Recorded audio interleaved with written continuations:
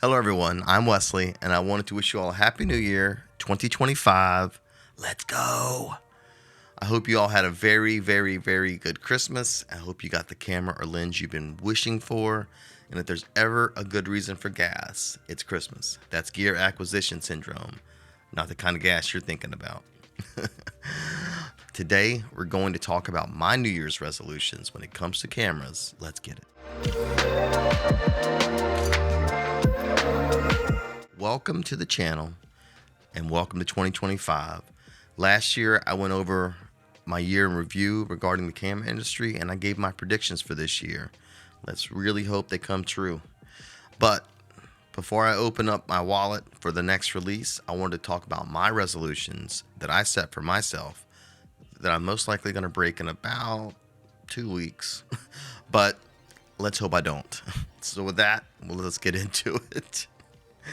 My 5 resolutions in 2025, starting with don't buy a new piece of gear that you may need in the future. Do you know how many things that I've purchased that I've yet to actually use? Well, let's go over them. Starting with, this flash right here.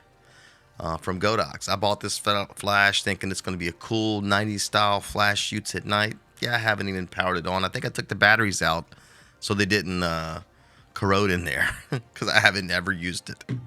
I haven't even tested it. I don't even think I have batteries in it. No. So yeah, I haven't even tested this thing. And then there's this Kodak half frame camera, film camera that I got. I'm gonna do a cool video on this. I think I got it 6 months ago. I still haven't even put film in it yet. Oh, yeah. Oh, this drone. Let's talk about that. I made one video on it, and I haven't even powered it on since. Yeah. I want to. I just don't have the time. And there's so much other stuff, vying for my time. I just sold a gimbal, too. I forgot about that. The bottom line is if you don't have a current use for something, don't invest your money in it in 2025. At least for now. Let's hope I keep this one because I continuously buy stuff that I may use. I bought whole lenses and sold them that I've never used. Let's put it that way. Anyway, I'm going to start buying things after I know I have a use for it. I'm not going to buy something because I think I may have a use for it going forward. Period. That's just all there is to it. Let's move on to number 2. Resolution number 2. Don't buy a new camera body that isn't a leap in technology.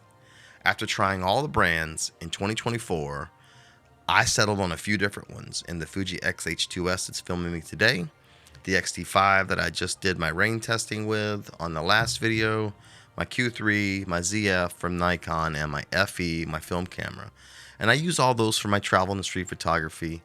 That being said, though, after trying all the brands and figuring out what I like to do best, and that is travel and street photography. Unless there's a huge leap in technology or an X Pro 4 or 5 released, I can't help myself. I don't need to continue to invest thousands of dollars in the same camera that does the same thing as the cameras that I own. There's no need to continuously move sideways in the camera industry. All of these brands do great things. You find what speaks to you and stick with it. Create more. Let's move on to number 3. Resolution number 3. No, you don't need that lens either. Here's another one for me. I purchased so many lenses over the last year that I never even used. The 16-55 from Fuji for one.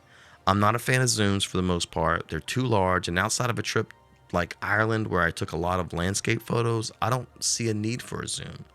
I can just zoom with my feet. In traveling, size is everything. The 28mm on the Leica Q3 or the 27mm on the X-T5 are perfect traveling companions.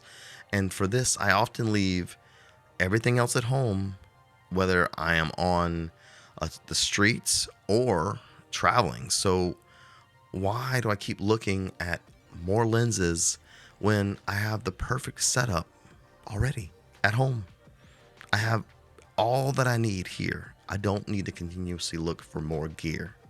That rhymed.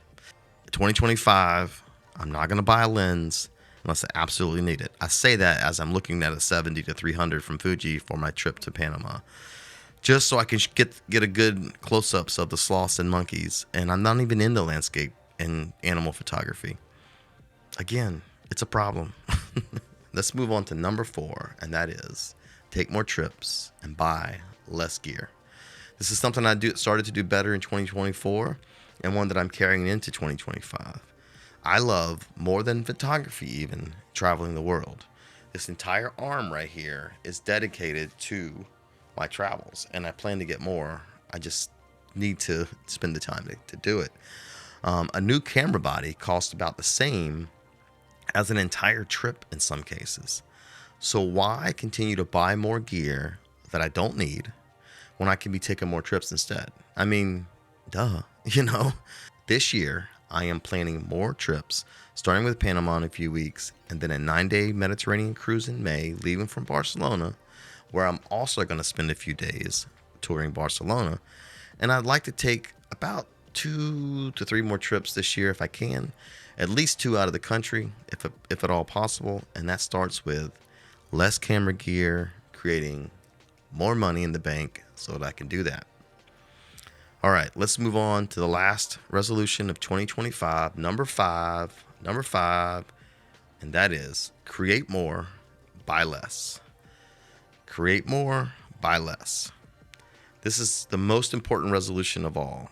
We all love talking about gear, and often buying another piece of gear usually leads to review videos, which always do quite well on any YouTube channel.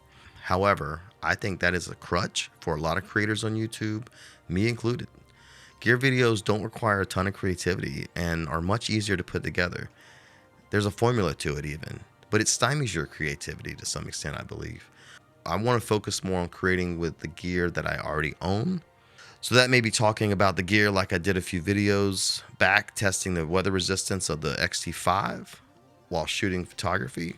But shooting photography is at the heart of it, and I want that to be the case in 2025. I also want to get back to shooting tutorial style videos as I think prioritizing education will help the future of photography.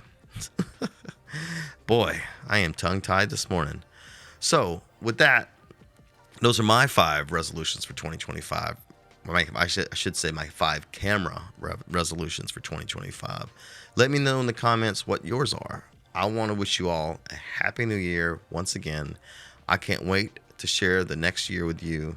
So subscribe for more videos, and until the next one, I'll see you later. Peace.